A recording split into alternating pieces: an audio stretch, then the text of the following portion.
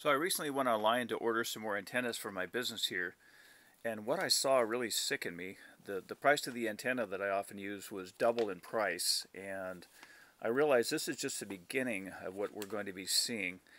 And you know, it got me thinking about inflation and how we're all kind of being screwed with what's happening right now.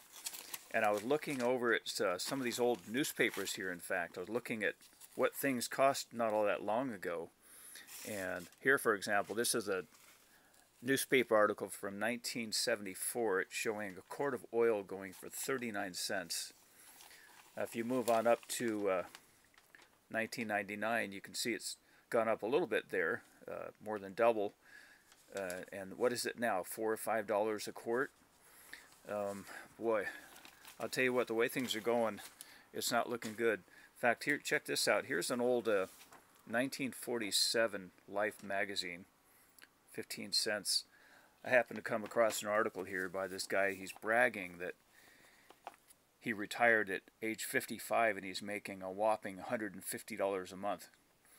You know, that was a lot of money back in the day, but right now that'll just pretty much cover my phone bill. You know, a little less than that, but yeah, it doesn't go very far these days. Yeah, I grew up in a time where things cost a lot less money. Rents were cheaper. You could buy an ice cream at our local drugstore for as little as, what was it, a nickel? A nickel for an ice cream. And what's surprising though, some prices have actually gone down. They're still lower than they used to be at the moment, although I don't know how long that'll last. But here, for example, this is an old newspaper. I don't know the year. We're looking at electronics where you've got a VCR going for $538. And of course that was when they first came out, and they were a lot more back then. And there's some other electronics. Here's another one, 19-inch color set for $499. Or if you had a whole $600 saved up, and keep in mind that $600 was, by today's standards, probably 4 times, you know, what it is today as far as its value. Anyway, $600 for a 25-inch color TV. So back in the day, only the real lucky people owned a color TV. And you know, the way things are going, I often wonder, where do you put your money the way things are going? I mean, where would be a good place? Let's say you had, you know, 20 grand in cash saved up, or whatever happens to be, and you wanted to know where to put your money. Where would you put it to safeguard it? A lot of people think, well, gold and silver is the way to go. You know, that's better than paper money. And I agree, it could be. But on the other hand, what makes you think you can do a whole lot with the gold and silver just because you own it? Check this out, 1933.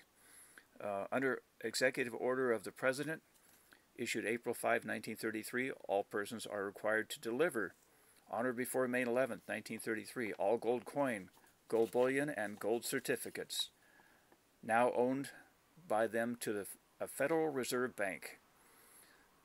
Anyway, you get the picture. I'm not so sure that gold and silver is necessarily your hedge against inflation. It might be, or it might not. Now here's some more information that you might find of interest.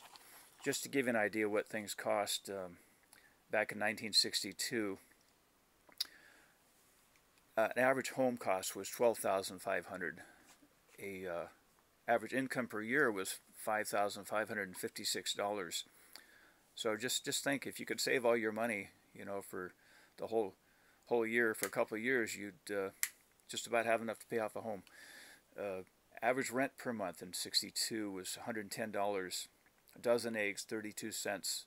Tuition at Harvard, $1,520. Gallon of gas was 28 cents per gallon. Now, a new car, I guess that was 1962, $3,125. Check this out. A doctor's visit back in 1950 was $5, and a doctor's visit in 1975 was $20. A stamp to mail an envelope, 2 cents. What are we up to now? 55 cents, I think, a stamp, something like that. Anyway, scary times we're living in. I think we're paying a price for all this free stuff we've been getting. And, you know, I know a lot of people want to blame capitalism, but you know what?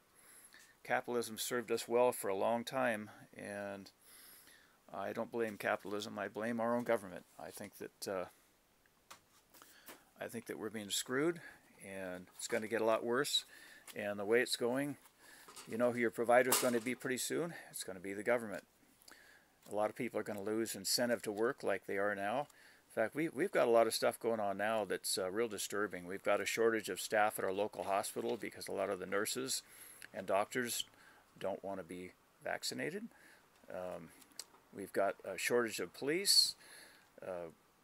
Crime is going through the roof. We've got a lot of problems. You know, it's hard to believe that just 8 months ago, the price of gas was only $2.15, and I think we were oil independent back then. Now I believe that's not the case. If I'm wrong about that, correct me. But didn't we? What did we do? We closed the Keystone Pipeline, and now we're asking OPEC to produce more oil. Check this out. Here's an old oscilloscope here. It says, "Be the best equipped serviceman in your community. For less than 18 cents a day, you too can own this oscilloscope here." Looks like a little signal generator underneath there. 6-volt vibrators. Huh. Interesting.